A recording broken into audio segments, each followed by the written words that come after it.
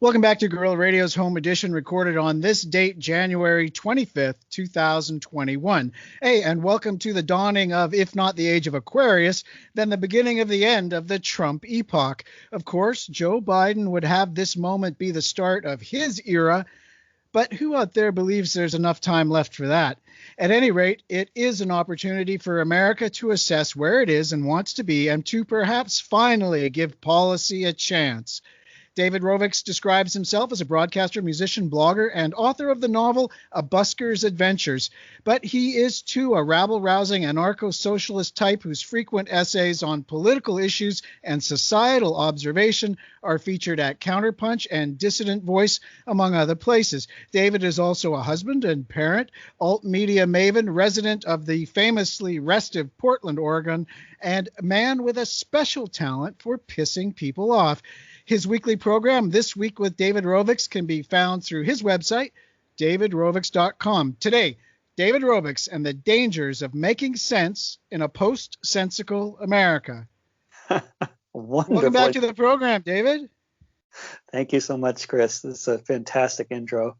Oh, well, thank you. And it's always my great pleasure to be inspired to write them by guests like you. The last time we spoke, David, Portland was aflame with social unrest in the aftermath of the police murder, this time of George Floyd.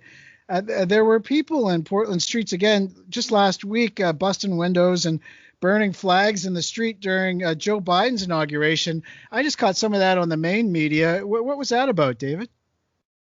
Well, I wasn't there, but I think and I wouldn't want to speak for people that were involved, but I think that there's definitely lots of people here in this city and across the country who are kind of done with giving the lesser evil a chance, because they've seen too many times when the lesser evil just ends up doubling the rent and making everybody homeless, like happened last time we had Biden in the White House. So there's a lot of people who are not particularly romanticized by Biden being in the White House. Although I'd say a heck of a lot of people are very happy that things went off like sort of like a normal election, at least on January 20th, at least to that part, the inaugural process, and so, for a lot of people, including a lot of people on the left, a bunch of anarchists smashing up Portland on January 20th definitely was it's tone deaf for a lot of folks, and certainly a field day for Fox.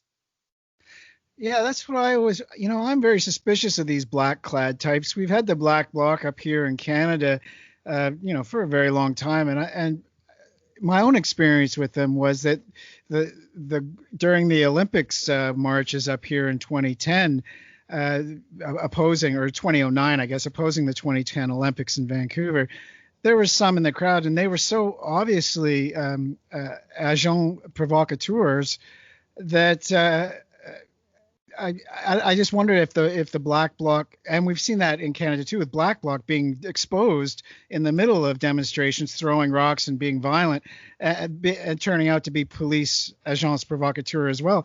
Whenever I see these black clad masked guys doing really stupid stuff like that isn't going to make any friends, I assume immediately that they're just provocateurs sent in to make the left cause look bad. I mean, are these guys legit? It's a very, very complex picture, and it has been for a very long time. And I'd say it just never works to try to simplify it down to one thing or another, because I would say that certainly, without question, provocateurs love the Black Bloc and swim in the sea of the Black Bloc and join the Black Bloc all the time, all over this country and all over the world. But provocateurs also love right-wing militias and join them as well. So, which is a wonderful combination when you got provocateurs on both sides. But at the same time, it must be said that both in all these kinds of groups that provocateurs like to join, which provocateurs approve of, which the FBI and the Russian agents all approve of, there are also lots of authentic actors involved. And I just say that just in the context of Portland and other cities I've lived in, I would say that my estimate would be about half of the members of the Black Bloc are in some kind of a housing insecure situation where they're basically living in poverty. And it's not, it's not sort of promoted that way. They're not out there on the streets fighting for themselves or fighting for their own, their own welfare. That's not the kind of movement it is. It's a very sort of altruistic and movement that involves a lot of property destruction, which is a strange combination, I know.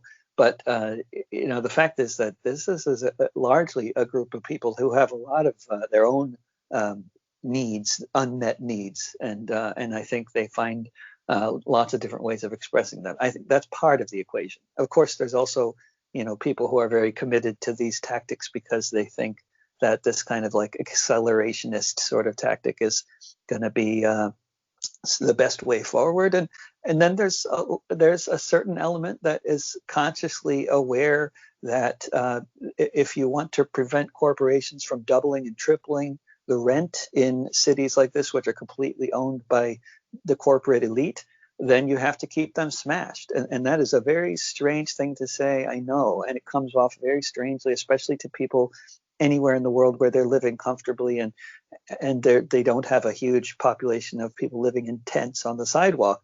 But this is a failed state and a totally non-functional city and society generally, with so many people living on the streets.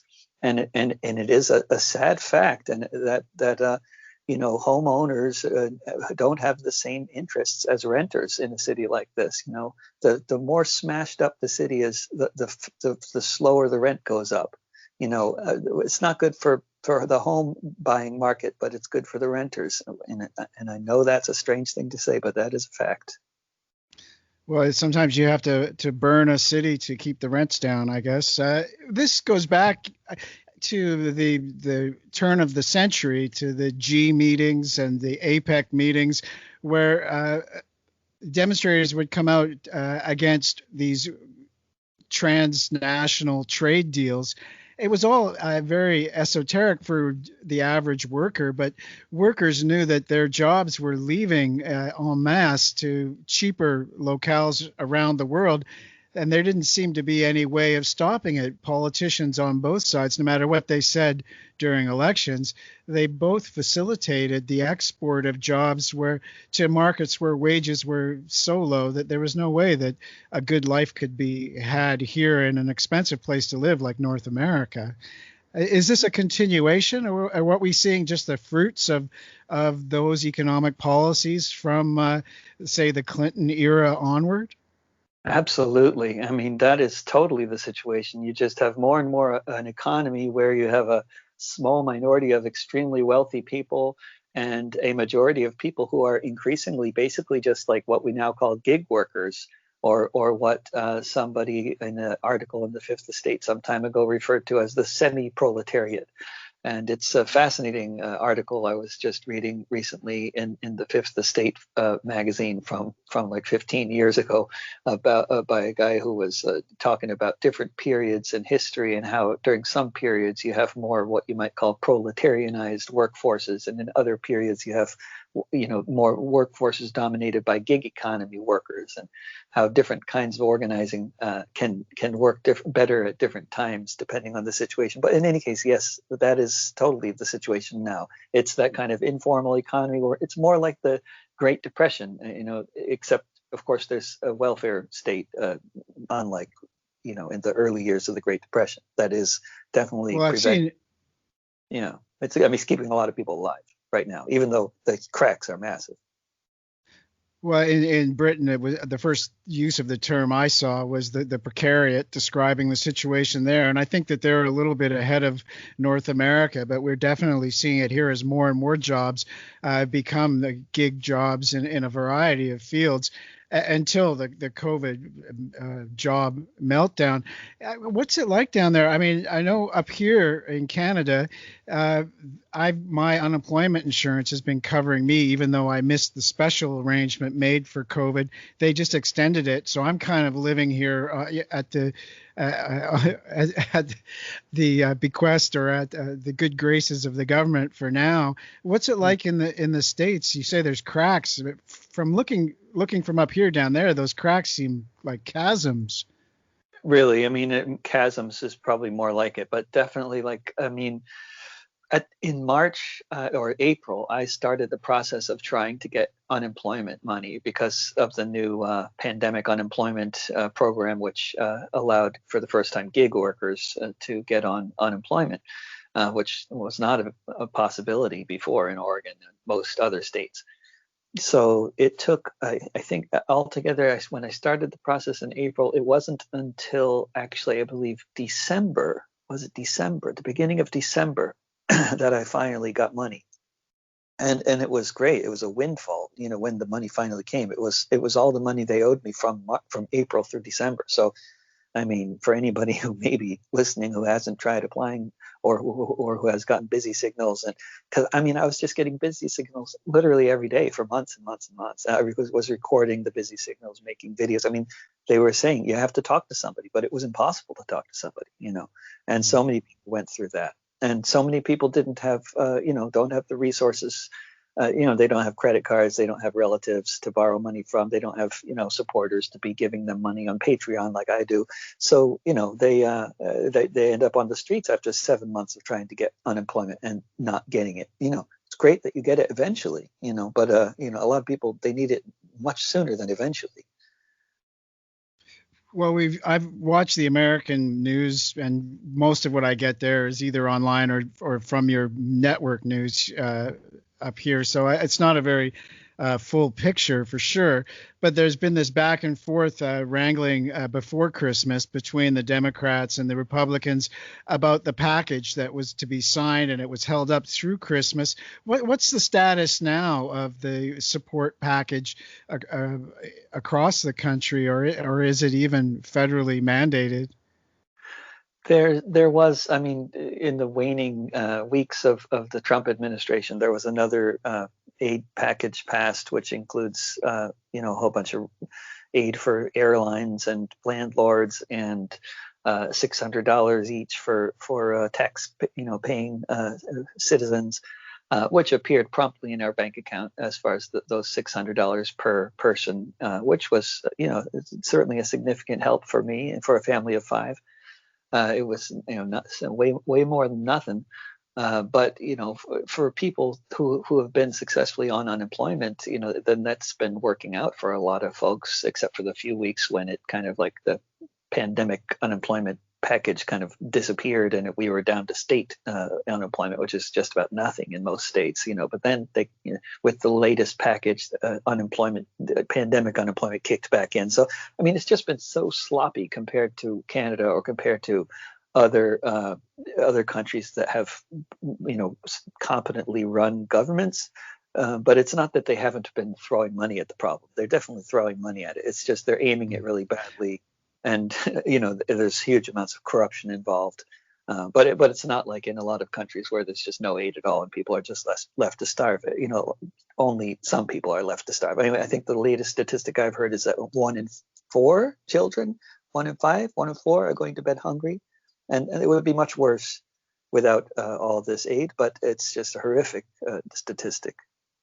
Yeah, I saw the 1 in 4 too in America, which is often trumpeted as this, the richest nation in the world and everything. But this whole pandemic situation now, almost a year into it, you mentioned the divide between renters and homeowners. It's really brought that into stark relief, if that even was something that needed to be done. You're a part of something I'm seeing on your Twitter feed, the Portland Emergency Eviction Response. What's that? That's an initiative that me and some other folks involved with another sort of network I started a while ago called Artists for Rent Control started up. And the basic, it's very, very little resources. So it's not that we have any big aspirations, but to be a big, large network that can actually do the kinds of things that a tenant union does. And there's a very good tenant union in this city that does all kinds of great work. but what I wanted to focus on is specifically rapid response to evictions in order to try to practice the model that was popular in the 1930s during the Great Depression all over this country and elsewhere, which was the sort of eviction defense squad that involved basically once people get evicted, if they're getting evicted, forcibly physically getting evicted from their houses or apartments, and they want to try to stay in their apartments, which of course is not the case with many people getting evicted. They don't want to try to breaking law or risking arrest or anything. So it's very specifically for a certain crowd of people facing eviction who want to try to resist. But then the idea is to do what folks did in the 30s, or what we did recently at the Red House in North Portland when they were facing sort of foreclosure / eviction there, and just mobilize a response so that when they come and arrest people or carry out their belongings, that a crowd mobilizes to block the streets, carry back their belongings back in to the house, and unevict people. And we need more locksmiths. If there's any locksmiths, we need locksmiths. But that's the idea. So we've got a text mob set up so that anybody can sign up for text messages, so that when there's an eviction happening, people will get a notification about it, and hopefully, significant numbers of people can drop everything and show up. Well, is there a worry now? I mean, we've seen the reaction of law enforcement is getting even more stringent towards demonstrations and demonstrators in the wake of what happened in Washington, or at least that's being used as an excuse for what, in my view, is already pretty heavy-handed policing. Are people that go and stand in the way of the sheriffs, what kind of penalties are they risking? Well, that's going to vary a lot depending on the jurisdiction. So, like, if you're trying to engage in tactics like this in Portland or in San Francisco, then I would say that you're unlikely to face really harsh penalties unless you do something really egregious or violent. But if you're talking about, marching in the streets, blocking an entrance, trespassing, whatever property destruction is involved with, changing a lock, this kind of thing. If those are the charges, then, unfortunately for the landlord class, we do have some degree of democracy in this country. And here in Portland and in cities like San Francisco, we have progressive, democratically elected prosecuting attorneys who will tend not to press charges unless they are really, egregious, really legitimate charges. So the kinds of charges that police tend to just dump on protesters for crimes like trespassing or marching in the streets tend to get thrown out in Portland. This is certainly not the case everywhere, but here it's a good, whether these kinds of tactics are going to work or not, it depends on a whole lot of different factors. But certainly, whether you have a progressive, a DA, or a, or a really hawkish one who just wants to throw the book at everybody, that will tend to make a difference for sure. Well, I've seen online there's worry expressed that what happened in Washington, D.C. on January 6th is going to make it easier for the Biden administration to initiate like a Patriot Act 2.0, but a domestic Patriot Act that could, if this came to be, make actions like standing in front of a sheriff a federal crime. Is that a reasonable fear?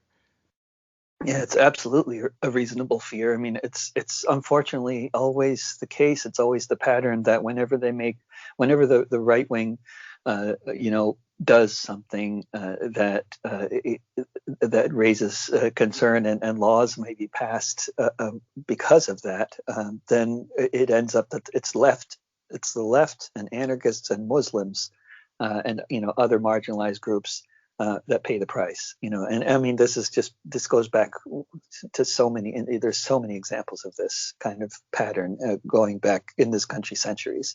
So it was really immediately clear as soon as they started banning Twitter and Facebook accounts of the right that would immediately start happening to the left as well, and it did. I don't know the extent of it, but certainly lots of socialists and anarchists are having their Facebook pages banned, as well. I want to talk about that. If you've just tuned in, you're listening to Guerrilla Radio. I'm speaking today to David Rovics. David's a broadcaster, a musician, a blogger. He's an author. His novel is A Busker's Adventures. He is a rabble rouser, too. And on your website, davidrovics.com, you can find all the many things that David gets up to. And you've managed to get in the middle here, David, of a left-right divide. But on the censorship thing, I've got to admit, I'm at a bit of a loss here. People started getting upset on the left when Donald Trump was kicked off of Twitter, I guess was the sort of embarkation point of this. Some people on the left were cheering and others saying, oh, you can't cheer because then they're going to be coming after you. But that was already happening as far as I can remember. People on the left have been getting iced off of Facebook and Twitter platforms and all kinds of weird anomalies. They lose their followers, all kinds of stuff. That's been going on for a long time. What am I missing here? Oh, no, you're not missing anything. No, absolutely. And I'm not saying that banning Trump from Twitter was necessarily the wrong move, and as a result of that, that the left is going to see more banning. We get banned anyway, of course. But I think what really bothers me about the whole debate around whether Trump should be banned or not is it's kind of like debating. It's very much the same kind of debate as like. Do we have more people of color on Fox News lying to us? Like we need to have more people of color representing the right wing so they can lie to us on Fox. And that's like some kind of equality. But, obviously, of course, it's a stupid example because nobody's saying that. But, it's a straw man. But it's basically, it's very much the same kind of thing. I mean, the problem is not the question to me anyway is not whether to ban somebody from Twitter. The question is a much bigger question about who controls the media and who controls social media and who controls what content we see and why we see it. So what should be banned right away are all the algorithms, and Twitter is maybe less responsible for these than others, although Twitter has its own, problems, many problems. But like the algorithms, especially on platforms like Facebook and YouTube, that constantly, basically encourage conflict in so many ways that people don't even see it's happening. And then, of course, the mass media, which is, has been the main thing that's given Trump such a platform, and that has, given him these hundreds of millions of followers on Twitter that he used to have. I think we should do something about that first before we start banning anybody. Well, it's the old "if it bleeds, it leads." That's an axiom in broadcast news and in print, for that matter, going back I don't know how many decades, a century. You see this differentiation between mass media and big tech is something that I find curious as well. They're saying, it's as though Twitter and Facebook and everything were losing something that it's wasn't a mass media or a huge, for lack of the word, a part of the establishment already. So yeah. I don't know. Maybe this is something that's just too nuanced, or maybe I'm just from the wrong century. I'm just not getting it. They paint themselves as, they constantly, ever since you and I were young, and any of these corporations were just kind of beginning to exist or hadn't even existed yet. But, we've seen them all, grow up, from baby corporations to what they are now. And they have always tried to take the position of like, we represent the future and innovation and all this nonsense. But, what they are the biggest corporations in the world. And they have a massively dominant, position in the global economy. They control the platforms in terms of, from shopping to information, and then they pretend that they are something other than what they are. And they are really just, some of the biggest, most problematic entities on the planet right now. These big tech corporations.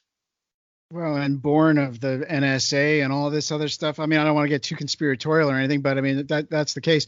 Well, now, David, you've written, now when we talk about this left-right divide, and when we were talking earlier about Antifa and Black Bloc and all this, I I was thinking of the Maidan Square in Ukraine, where things were ratcheting up and getting more and more dangerous, and then throw in a few snipers to kill a few guys on each side, and there you go, you've got your revolution. I wonder if that's not what's happening in the United States right now.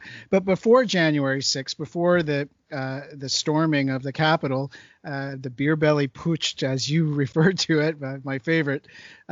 You wrote an article at Counterpunch, an open letter to Patriot Prayer and the Proud Boys, CC Antifa, where you sort of get in the middle. Now, everybody knows that the guy who breaks up the fight is the guy that ends up getting the knife in the neck. But you stood between these two groups trying to find common ground. Do you want to talk a little bit about what on earth possessed you to do that, and if you really think it's possible to do that?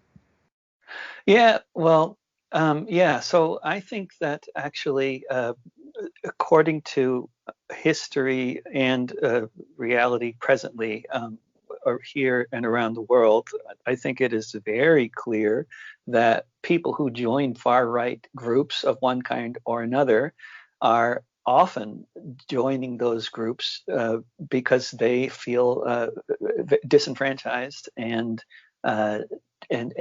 not looked after by any of the ruling parties, both of which, of course, in this country, one of which only pretended to represent the working class and the other never did, and they both, certainly abandoned the working class, when I was a small child, if not before then.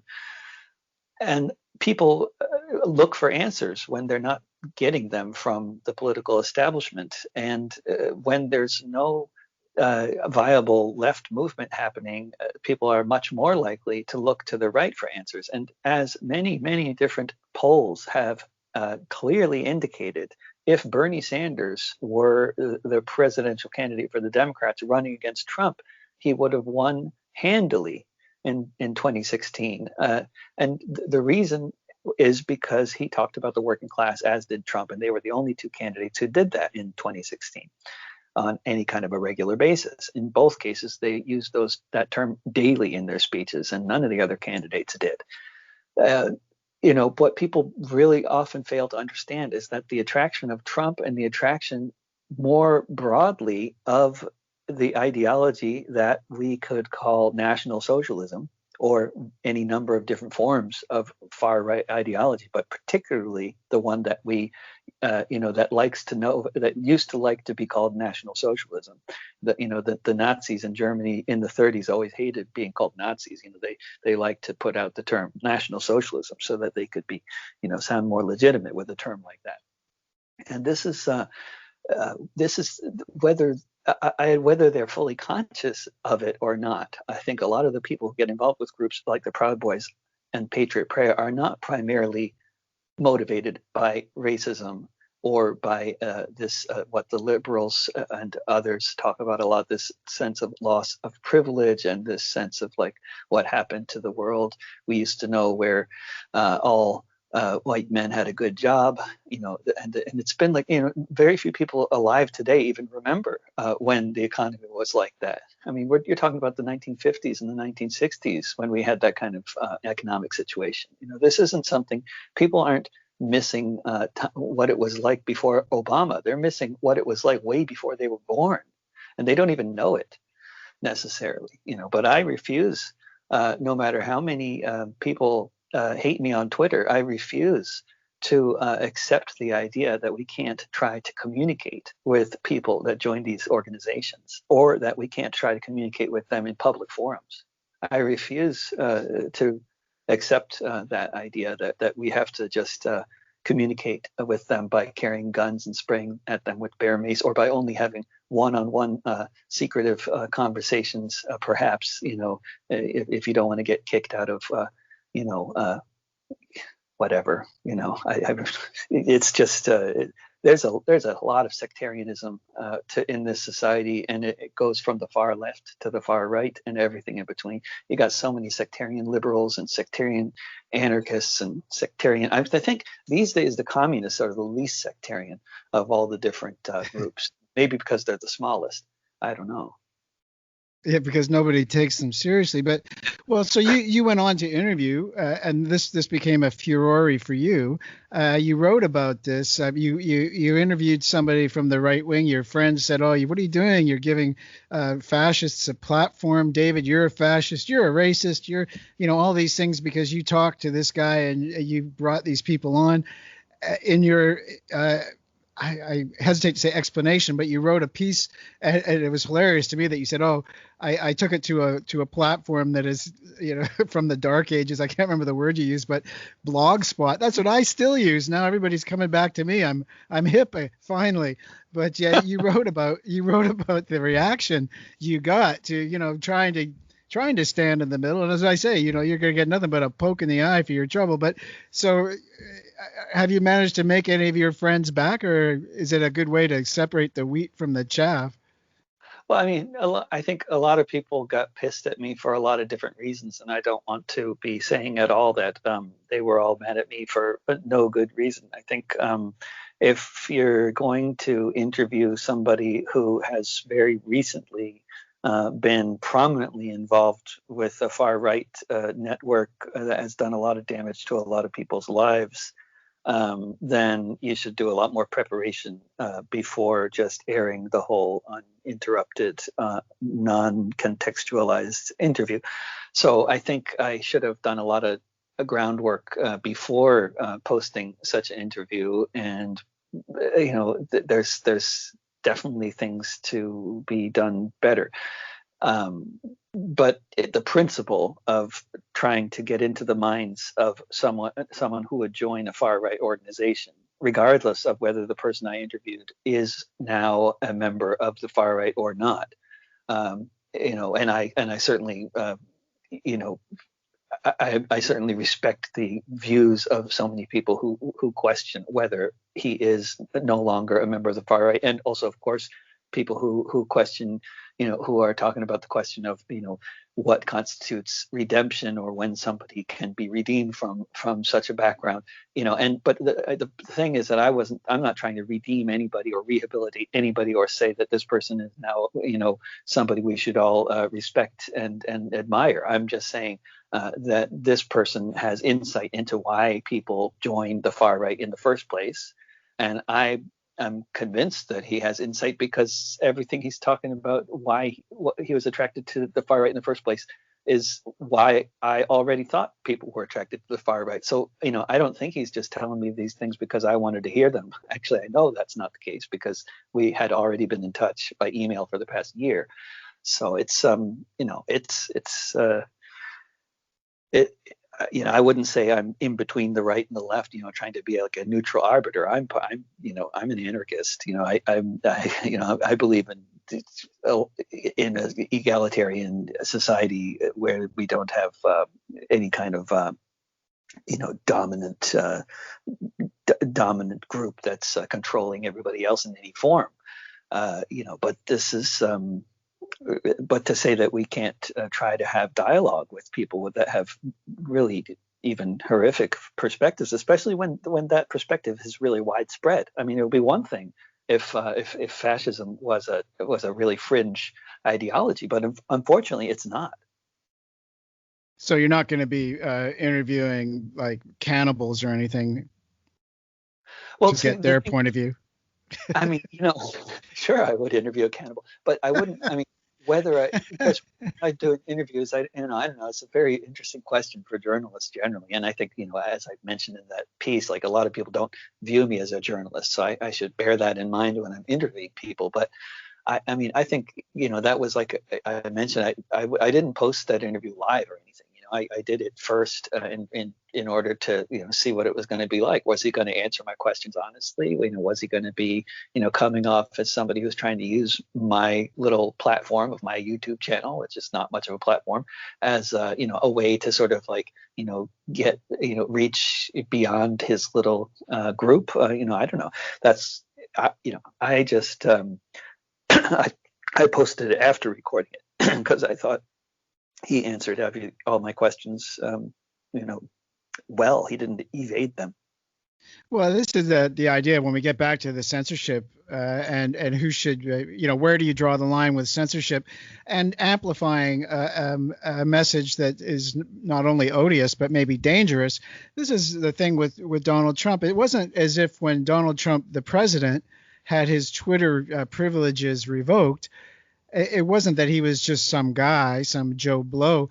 The office itself amplified everything he said and lent it credibility that we saw during the January 6th attack against the Capitol.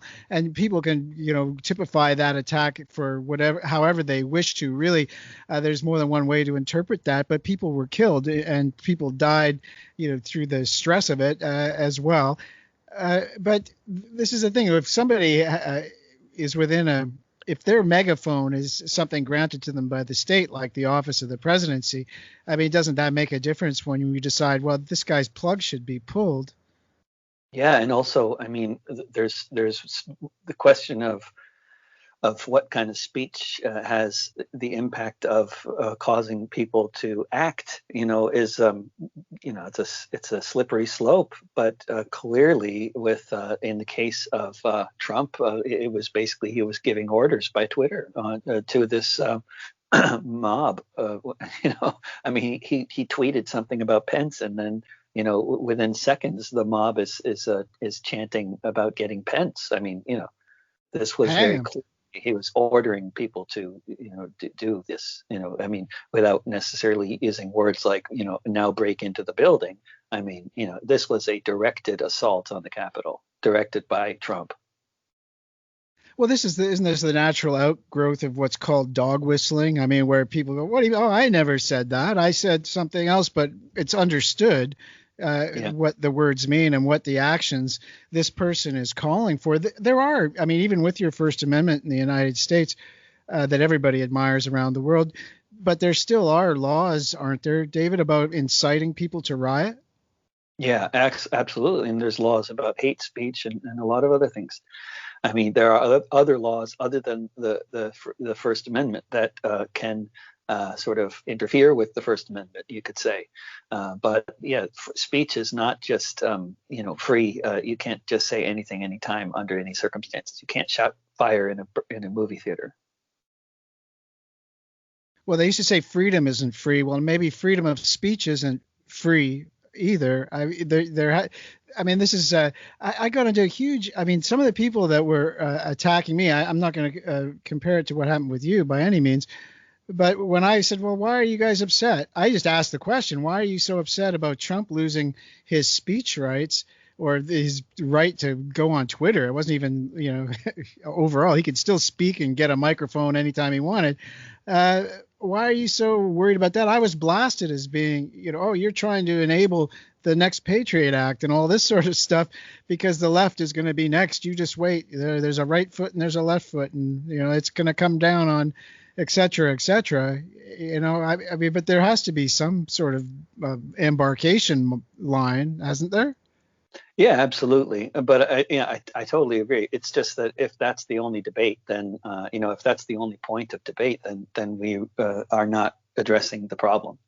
We have to talk about who controls these platforms and what content they are boosting through their algorithms and what content they are suppressing. So it just goes the whole question of banning groups or banning posts or that kind of thing is so moot because really no matter how many people they hire, they're never going to get a handle on this stuff because they're very algorithms, which are far more powerful than all of their employees combined, are superseding any of the efforts that their employees might be making to restrict banned content. Well, it's just window dressing, really, isn't it? I mean, they're doing the least they can do, and then so that they can claim to Congress or in a court of law, if it comes to that, well, we're trying, but we're only human, even if we're using robots as well. I mean, we can't keep up with the millions of people that are coming on to Facebook and saying, terrible things. Well, but you know, the thing is that they can keep up with it by just changing how they approach the whole phenomenon of Facebook. But of course, that would, you know, cut their value into a fraction of what it currently is, because their whole basis for how they do their platform is they get people as addicted as possible to Facebook all the time, as much as possible. So they, you know, they want to prioritize things that'll keep you glued to the screen. So, and that will not involve following links that take you away from Facebook. So they just want to promote, you know, what they call native content, like videos and text that people post on the platform that people then will engage with by arguing about it. So if it promotes argument, it gets boosted in the algorithm. So if they were doing things according to how they used to do things when they started, and the feed when the feed first started, when the news feed was just chronological, whatever your friends posted, then Facebook was a lot less popular. It was a lot less addictive, and you know, it made less money, but it was also a lot less dangerous. Well, still, it comes down to, in the end, there's the two camps are, well, we're all grown-ups here. If we can discern what we're reading, and we can tell that, you know, we can make up our own minds. We don't need a third party to stand between us, whether it's a law doing that or whether it's a company with their own policies.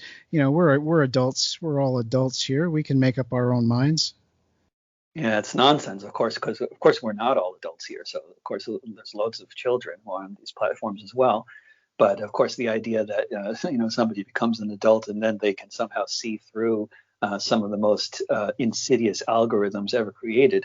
I mean, you know, you got these multi-trillion-dollar corporations where you have some of the smartest minds in the world who are constantly working to make these platforms as addictive as possible, and you know, it's no wonder that they succeed. Well, Donald Trump made the term fake news famous. He didn't coin it, but there's something else too called deepfake. I saw on my Twitter feed the other day somebody had put up a warning, and it was a side-by-side photograph of a man and a boy. It was the same individual, but using various filtering. The picture on the left was of a boy of maybe 11 years old, and the picture on the right, which was the same photo seen through without a filter, was clearly a man of 40 or so years of age. And the idea was to show people that there's predators out there pretending to be, you know, young kids. As you mentioned, that there's also children in the audience here.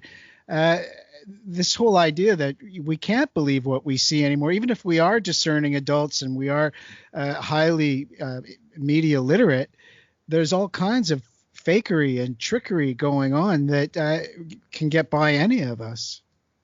Yeah, that there's all that kind of thing, which is very dangerous and is just going to become more dangerous. But then there's also what I think is also really insidious in terms of when we're talking about the concept of fake news that Trump, of course, you know, has really popularized, is that, you know, the people from the liberal media, the mainstream media, the corporate media, progressive, whatever we want to call entities like National Public Radio and, you know, PBS and CNN, what these kinds of media outlets will tell us is these crazy people who believe in these conspiracy theories like QAnon are they're nuts, and what they really need is to see some, you know, sense and listen to the corporate media platforms which are telling the objective truth and stop believing in these crazy conspiracy theories. And when that is the main voice of reason, it's no wonder that people just dig deeper into their holes, because of course the mainstream media is lying all the time and completely untrustworthy and completely dominated by big corporations which do not have telling the truth in mind, and they are giving us stories that they want us to hear, not because it's the most important things going on in the world, but because it fits their political agendas. And you know, and there are certain moments when that becomes extremely abundantly evident. And you know, in my lifetime, one of the most obvious times like that throughout the U.S. and British media at the time was in 2003, in the lead up to the Iraq War, when the media and all of the politicians essentially in power were just constantly lying to us at the United Nations and on Fox and on CNN and on NPR. And they just lied their way into this war, and then they have the gall to tell us, so believe us, we're the objective truth media, don't believe those crazy conspiracy theorists. They made this bed. Well, and now it's at the point, and this is often cited in spycraft, where the goal is to create an environment where people don't know what to believe. They can hear any information, but they just don't, they can't tell truth from fiction anymore, because there's just so much misinformation has been inserted into the system. I think now we're reaching the perfection of that position. We see, as you mentioned, the war, and yes, I remember it well, and 9/11 that preceded that.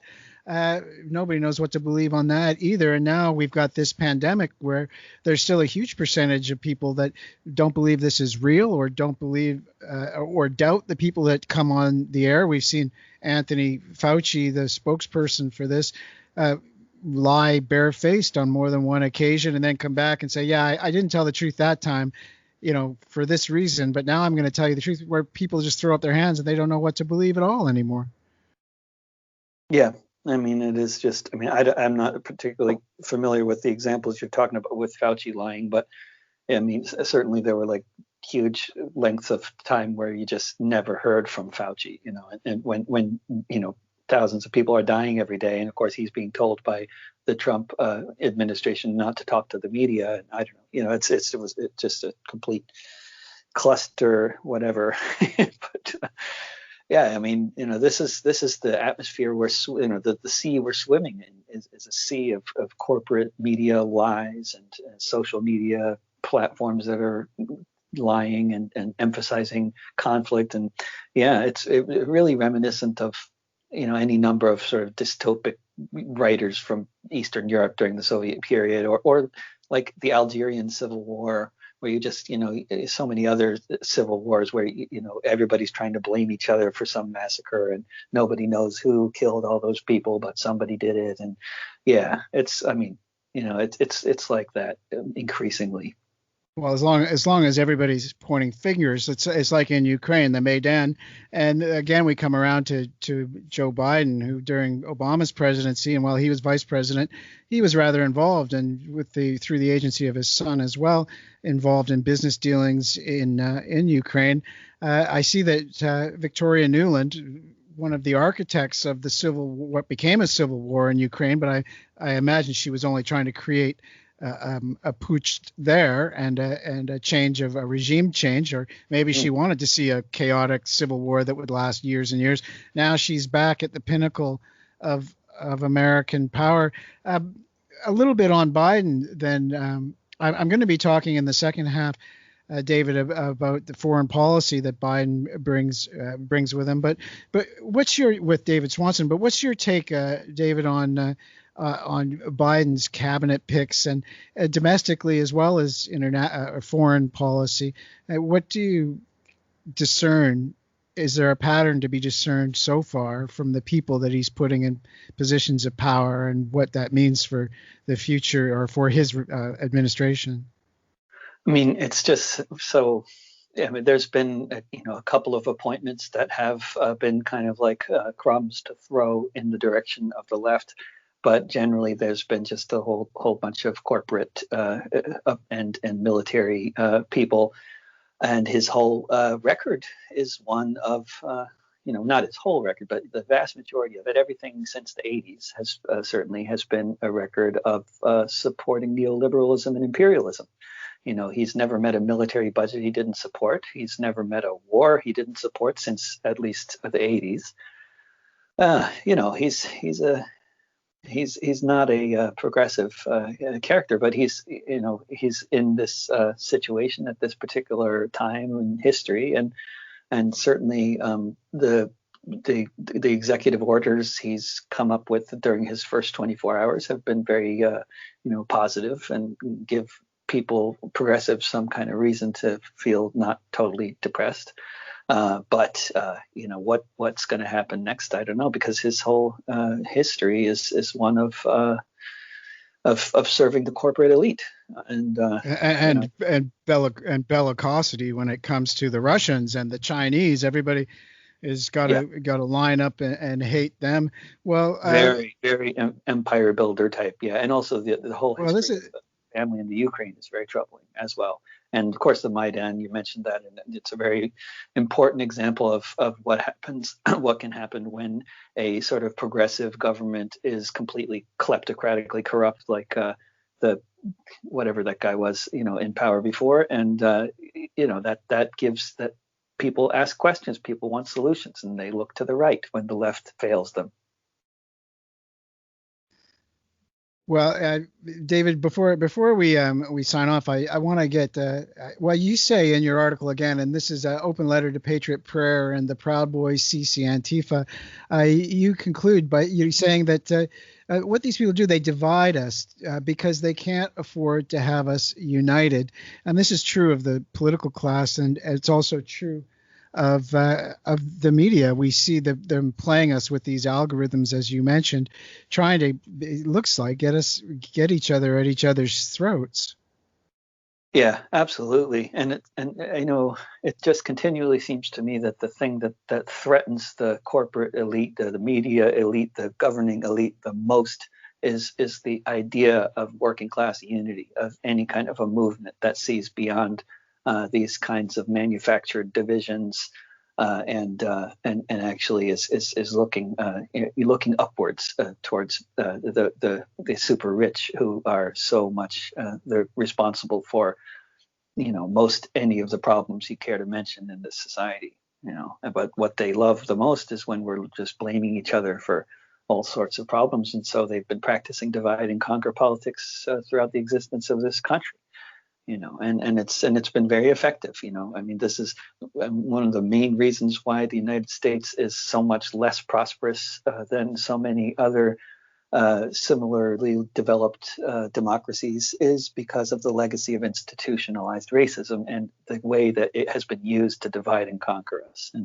And that legacy continues today, but it's not a direct, easy to understand legacy. It can get very insidious, and some of the ones practicing this most effectively are the people that run National Public Radio. Because our expectations are so much higher? No, because we think that because we trust them to be giving us some kind of progressive version of reality, but that's not at all what they're about. And people, so when the role that NPR plays in this society, and not just NPR, but lots of other similar kind of media outlets, but they're one of the principal ones. The role they play, they have played for a long time now, is whenever there is some kind of horrible event like the killing of George Floyd or Michael Brown or any number of other incidents in the past several decades. But more so in recent years, for good reason, they focus so much on the terrible history of institutional racism in this society, and on things like the pogroms of 1921 in Tulsa and so many other events that everybody should know about, and really important, terrible, horrible events in this country's very troubled history. But what they never talk about is, for example, the millions strong, multiracial, anti-racist labor union, like the Industrial Workers of the World, the kind of resistance to these kinds of racist policies and these attacks. The same group of thugs, like in the form of an American Legion troop that's burning down a black church, is burning down the IWW Union Hall the very next day. And you can't ignore that. You can ignore that. But if you do ignore that, then what you end up with is a very distorted understanding of history. Yeah, and I'm seeing that too, where people say, well, the reason that these protesters weren't fired on is because they're white, not because they were right in Washington, D.C. that if Black Lives Matter had have done anything even remotely like that, there would have been blood in the streets on a huge scale. But it's because they're white, and if you say anything otherwise, well, hey, maybe it's because they were right wing. Well, no, then you're a racist, or you don't see it, or whatever. It certainly it goes on and on, and really the original, when you talk about PB or NPR, and I would add PBS. The original deplatforming is just not including other voices, and you see this in the mainstream media. This has been done from the very beginning, or even newspapers. The editors always choose what message gets put across, and there's editing by commission, there's editing by omission, and that's the original deplatforming. But David, we're fast running out of time, and we've run long too. Could you remind our listeners, or inform our listeners, the many myriad ways that they can get access to the work that you're doing and support the work that you're doing as well? Well, at davidrovics.com, I try to make it presentable in an easy way for people to be able to follow onto all the various platforms and stuff. But if, they can find my podcast and my music on all the usual streaming platforms and podcasting platforms and all that. So these days, you don't need to give websites anymore. They just look for your name. My last name is unusual enough that they won't have any problem finding me. Well, I need that stuff still. And there's davidrovics.com, ROVICS.com, and his ancient blog site. Can you imagine people still have blog sites? Hey, Ben, I thought I was being hip with my blog site, but it's davidrovics.blogspot.com. You can see a lot of David's writings at my blog site, guerrillaradioblog.blogspot.com, by the way. And David has published, his essays are published at Counterpunch almost always, I guess, David, and Dissident Voice picks them up, and as I do too at guerrillaradioblog.blogspot.com. Wonderful. You did that very well for me. Thank you. Well, I really appreciate it, David. Before going now, I'm going to play a song that's going to bridge this interview at the half. I was going to play your I'm a Better Anarchist Than You. Do you have a recommendation for what you would like to hear otherwise? That's a fine idea. Okay, then. Well, David Rovics, thanks a lot for coming on again. I always love speaking with you. I always love speaking with you too, Chris. Thank you. So, David, what I'll do is, as I say, I'll send